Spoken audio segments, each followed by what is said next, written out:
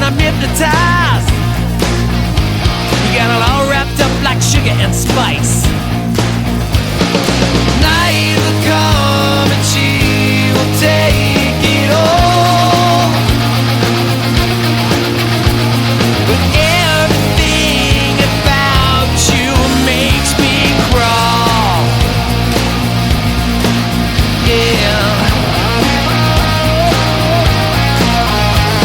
Snapping your fingers like the high command. Non-stop rock talk with Tyson, Dryden. Hey Kelly, welcome to Non-Stop Rock Talk. It's truly a pleasure to be speaking with you tonight. How are you doing, man? Hey, I'm doing well, Tyson. Thanks very much for having me, dude. No problem. Of course, the world is sort of at a standstill with this Corona COVID-19 situation.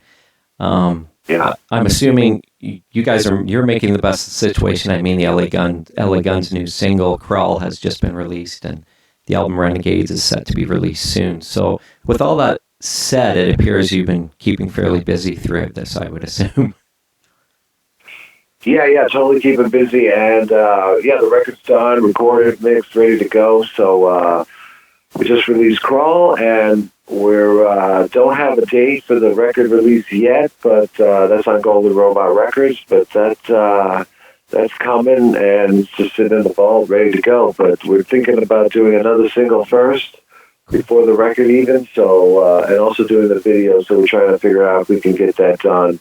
We all live in different states, so it's kind of tricky. So we're trying to logistically see if we can pull that off and figure out how to do something good. But probably another single first before the album comes out. Cool. Yeah, we're still waiting.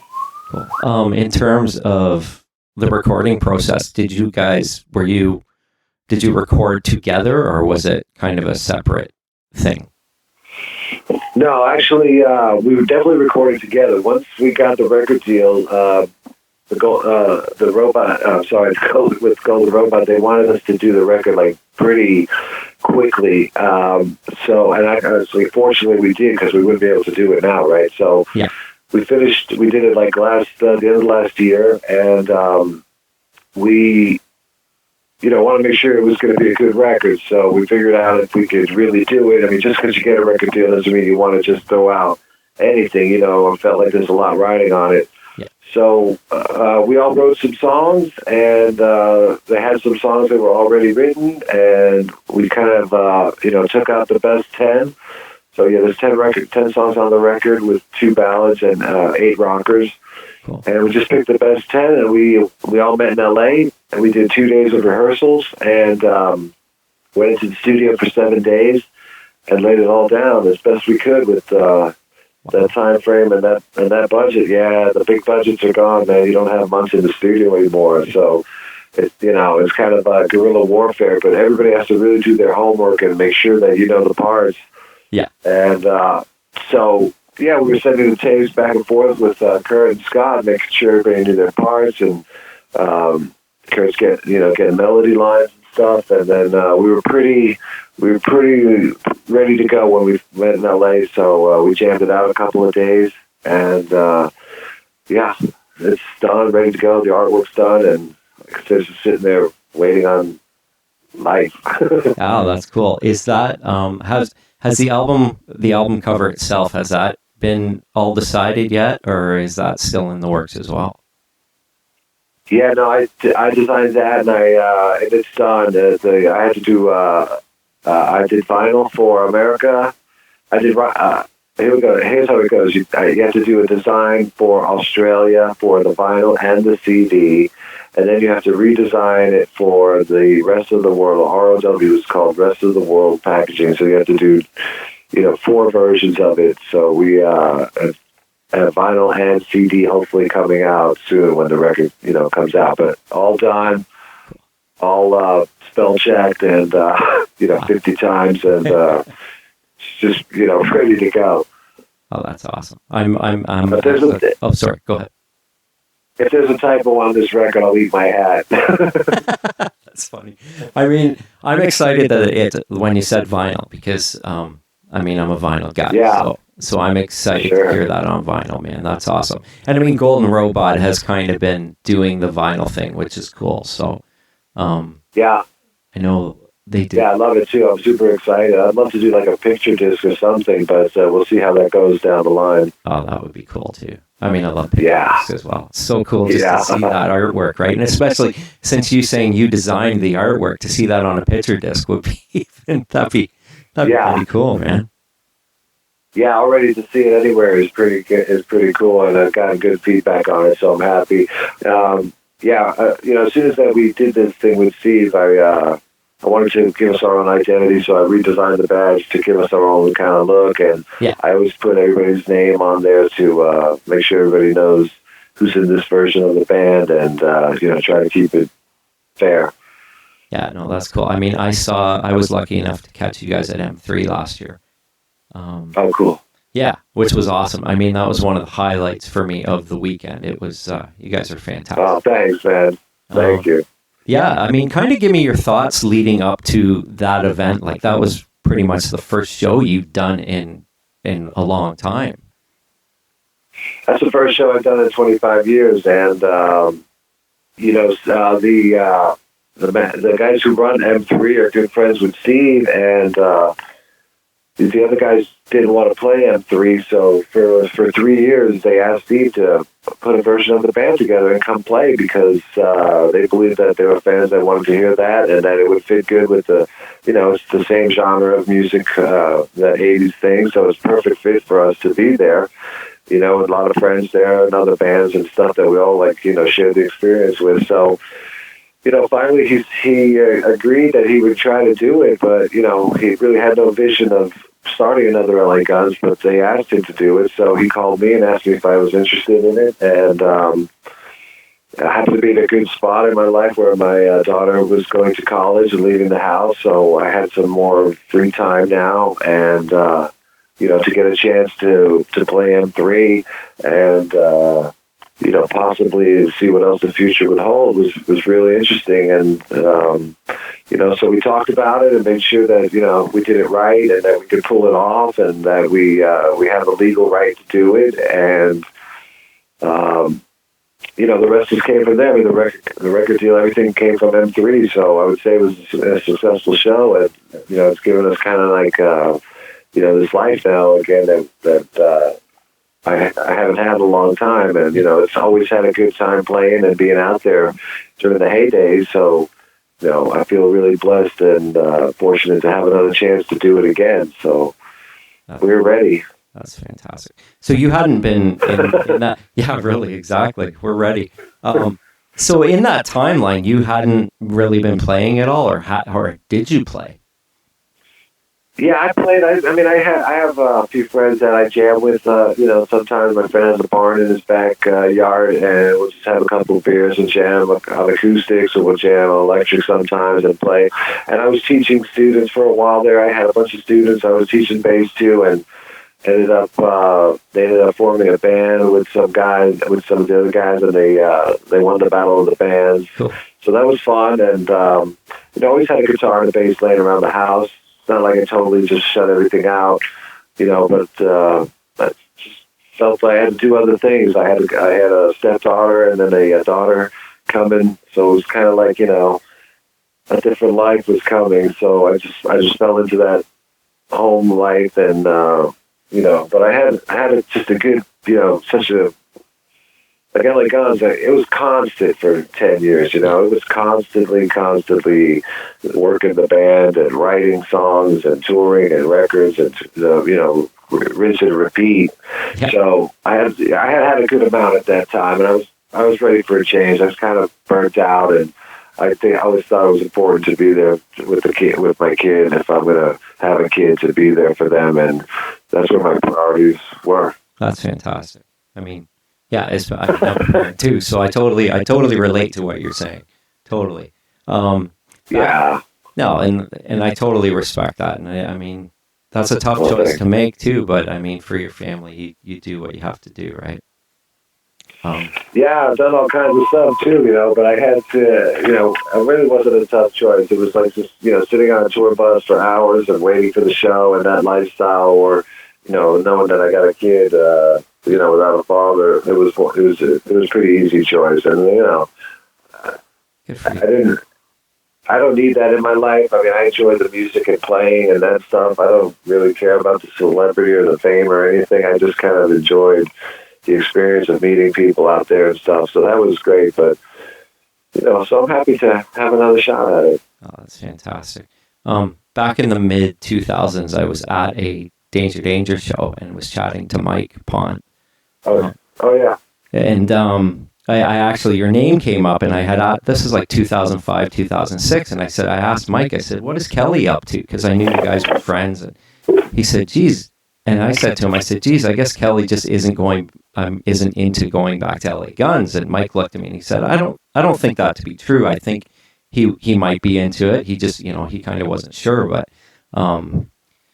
so, I mean, here we are 2020, and, I'm just kind of curious, like, I know you had kind of spoke about it, but did Tracy and Phil ever contact you to go back to play with them at any point? No. When I think right before when they started their reunion together, Phil and I chatted briefly, and I mentioned, I would be interested in coming back perhaps if that was, a viable idea. And, he made it clear it was not. They didn't want Mick, they didn't want Steve, and they didn't want me. So, wow. I kind of had moved on, but that was shortly thereafter is when Steve called me and asked me about doing this thing. So I was like, yeah, man. I mean, again, because the timing was good. My daughter's going to school. I'm free, kind of. And I got the time to, go out and do some shows on weekends and stuff. So, I was kind of ready in my mind to see if I could go out and do it again. Yeah, it was nice to see. Like, I had never seen LA Guns back in, the original 5 guys back then. I never got to see the band. And I mean, I've seen Tracy. I've never actually seen Phil with the band, to be honest with you. Yeah, which is crazy. I mean, I've seen Jizzy Pearl, and I think I've seen another singer. I can't remember. It just, it was just kind of like a blur of, all those years of who was singing and who was in the band and whatnot.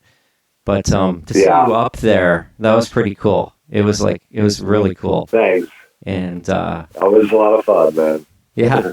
Yeah, and I think there was a buzz in the air that day too, just like to see, having you up there, and just, I don't know, it was a really cool, the whole weekend was awesome. I just had such a good time, and going back to the hotel and the band's jamming there, and it was the first time I'd ever been. So and that would have been, I mean, last weekend it would have been the next one, but obviously that didn't happen, right? So well, that's postponed, and that's been rescheduled for sometime in September. So a lot of these shows are being pushed back to August and September. October we have shows now, but we'll only do it if it's safe and it's like, the smart thing to do at the time. So right now, of course, like everyone else, we're playing it by ear and hoping that we can get past this point. But it's got to be safe and it's got to be the right thing to do. So, but we're ready again. We're looking forward to this summer and getting out there and playing and meeting people and traveling and having some fun. And but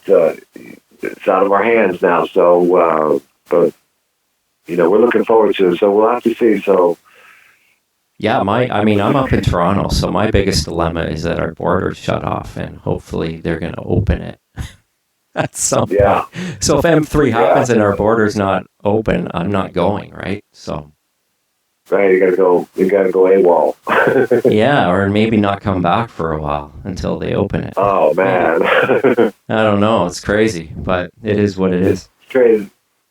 Now, let's talk about Crawl, which, we mentioned that's killer lead-off song. I love the tune, by the way. Great song. Great, thank you.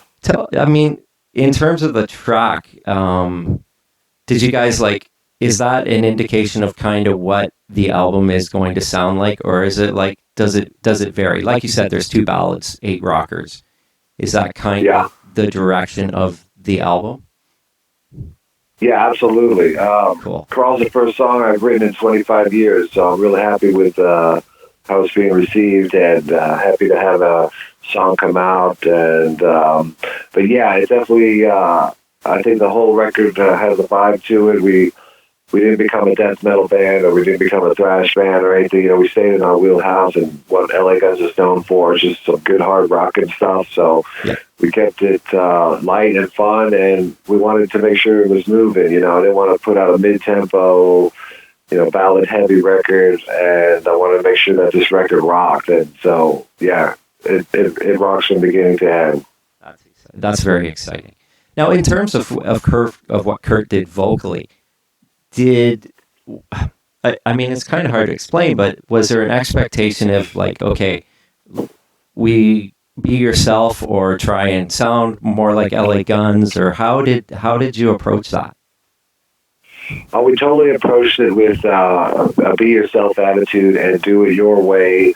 And you're not Phil, and you're not Tracy. Same thing went for Scott. You're your own person. You play your own way. You sing your own way. So do it your way, I told him, but just own it. And it just took off from there, and it was an easy fit. I thought Kurt has a great voice. I think he has a really open voice where you don't really have to like that style of music, and you could listen to it. You know what I mean? Yeah. I don't think he's like one of those specific voices that you love or hate. And I think he's got a broad range, an easy to listen to voice, and he rocks. He's got a good range and good passion. So yeah, it was an easy choice. He sent us his demo, and we flew him out to LA for rehearsals and to meet him and everything, and we all just got along really well. So we were really super lucky that it worked out with him and Scott.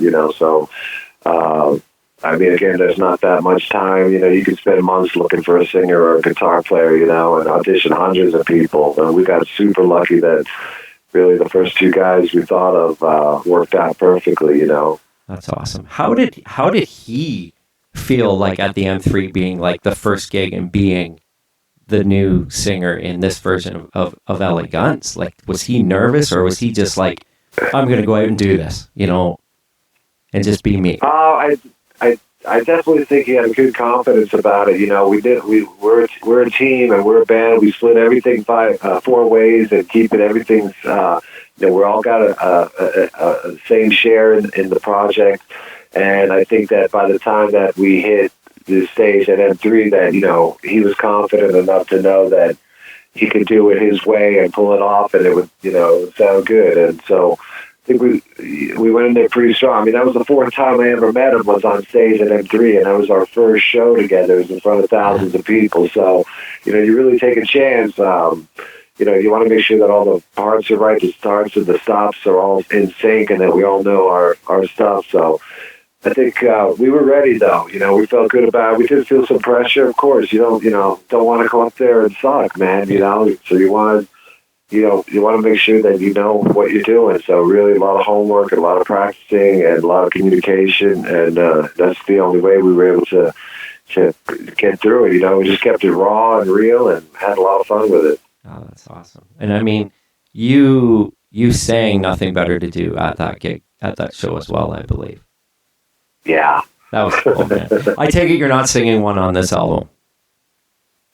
Well, Nothing Better to Do. I wasn't supposed to sing it anyway. Really? We were in the studio. Yeah, we were in the studio. We're doing that, and everybody went out to dinner, and I stayed behind with the engineer and decided to lay down a guide vocal for Phil. So when he came back, I played it for him, and I was like, "Hey, man, you could do something like this." I wrote down the lyrics like in 2 minutes. I just busted it out really quick just to be a guide. And when Phil heard it, he was like, "No, man, it's done. I'm not touching that. I don't want any part of it. It's great the way it is." And I was like, I was mortified. You got to be kidding me. Really? Yeah, I was like, because I was never going to sing on the song. I was terrified. Are you kidding? But I knew I could sing enough to put a guide vocal down for him so he could redo it his way and have an idea. And he was like, "Oh, listen, mate, it's done." So I was like, but I had no plans on doing that again, really, Yeah, it was an accident. I didn't know that. That's crazy. Wow. Yeah. It's such a cool tune. Fun. I remember Final Tap. yeah, I remember getting that album and like putting it on and finding out that you had sung a song on it. And I was like, that's just a cool tune. I mean, you did a great. It fit, man. It's just a great song. It's got a great. Yeah, thanks. That's so funny. Yeah, that's hilarious. How do you feel about that album, of that Vicious Circle album? I thought it was a good record. I think, I thought they were all good records, and you always do the best you can with with who you're working with and the amount of time you have and the state of mind you're in. I never really enjoyed so much the recording experience, but this last record I really did, because I really feel like I have more input on it, and everybody was really open to stuff. So this last record was probably the most fun I've had to record, but there's just a lot of variables and factors that go into it, man. So you run out of budget, and then the schedules, and so there's a lot going on. You just always try to do your best, I guess. Yeah, I mean, so you mentioned that the new album took 7 days to record. Like, in terms of the other albums, like the first album, how long do you recall that took to make the first LA Guns album? Well, back then, I mean, you had really great budgets, and you had time. You had, you could do a couple of months of, pre-production rehearsals. Like every day, we would go into the studio for months and write and work on the set. And then you go into the studio, you got another couple of months, and you're in 10 different studios doing tracks. You're all over town, and you're laying stuff down everywhere. And then, then you go out and you do your tour, and you come back and you do it again. But yeah, there was, those days with those budgets are gone, man. It's different, rock and roll. It doesn't have that, that vibe anymore of the main music. Everybody's listening to rap. Yeah, I know, it's crazy. My son listens to rap. Drives me crazy. But whatever. Oh my God. It is what it is. That's awesome. I mean, he doesn't play it in the house, so it's okay. He's he's with me half the time. So with his mom, maybe he's listening to it over there, but he knows I don't want to hear it. So it's all good. Yeah. It's all good. I'm like, what are you doing? Be patient. What's that? Yeah. You gotta be patient. I know. I'm like, what are you doing, man? Your dad listens to rock all the time. What are you doing? He's like, no, I don't like that. I'm like, okay. Yeah, I always let my daughter play her music in the car, and sometimes I'm just like, sweetie, I'm going to kill us all if you don't turn that off. Yeah, exactly. Exactly.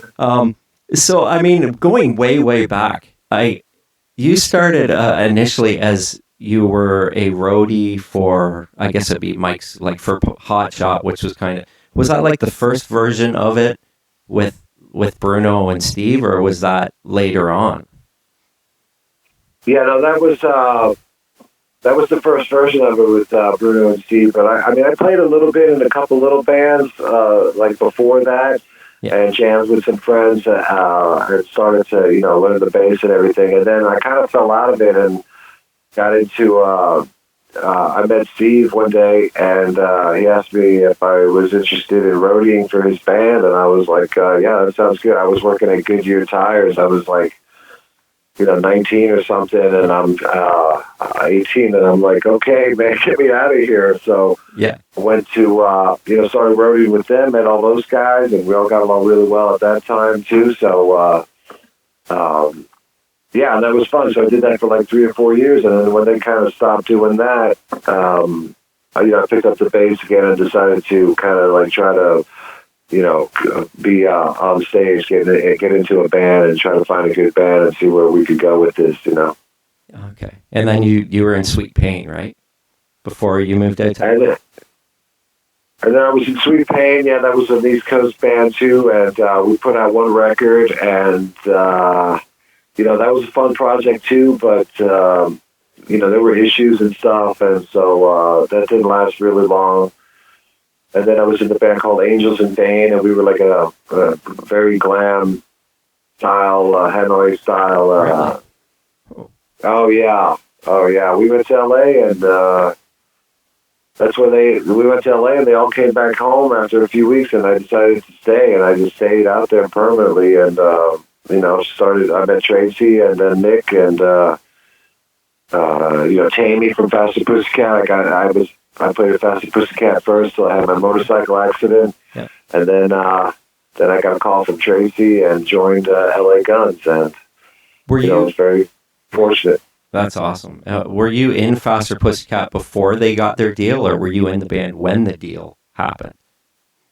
No, I was in the band before we got the deal, and the night we got the deal is when I had my accident. So I had just gotten a record. I just get my record deal, and I get hit by a car on the way home. Oh, dude. So I was like, yeah, I had a lot of soul searching, a lot of time to think about like why and how could this possibly happen. Like, I've been trying to get a record deal for so long, and the night I get one, I'm on my motorcycle. We decided to go jam a little bit at the studio up the street. We were at our manager, Vicky Hamilton's house. She was around forever. She was Guns N' Roses' manager and super sweet girl. And let's go jam a little bit on the way to the studio, which was like, a couple miles away.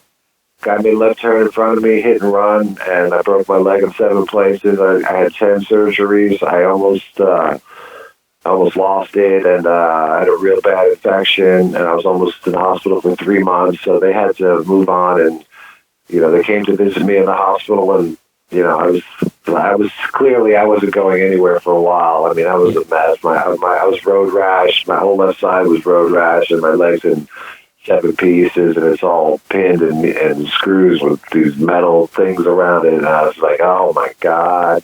Holy cow. So it was tough, It was tough. And then I got out a couple days before Christmas and went home back here at the East Coast. And I was out with Mike Pond. My mom, I come home and Mom says, this guy from LA, Tracy, called from LA, wants you to call him. So wow. I was like, I knew it. I was like, that's it. I'm in LA Guns. And I called Tracy and, what's up? And he's like, yeah, we want you to play bass in the band. Mick's going to play guitar now. And, we got some interest from Polygram, and so I flew out a couple of days later and started with them. So, yeah. That's quite a story, man. Wow. Yeah. It's crazy. That is, man. Like, here's a record deal, and then that happens, and then all of a sudden you just land right back. I mean, maybe that was the way it was meant to be, right?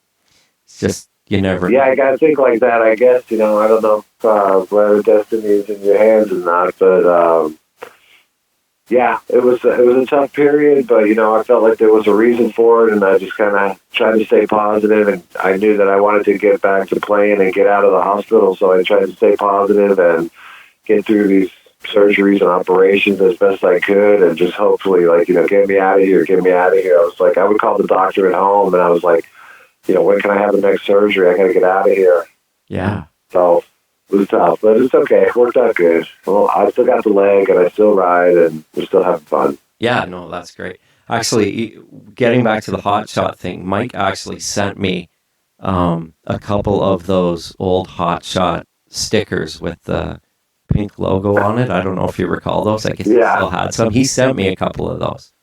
And oh, nice, yeah. Yeah, he's like, whatever you do, don't lose these because these are old. And he's like, take care of them. I was like, these are so cool, man. This is awesome. So take care of them. Yeah, he's like, don't lose them. So I've got them with him. Oh, my God. Yeah. Yeah, it's just funny that he was holding on to those for so long. So he must have quite a few of them if he gave me a couple. So that's pretty neat. Yeah, I don't know. It's crazy.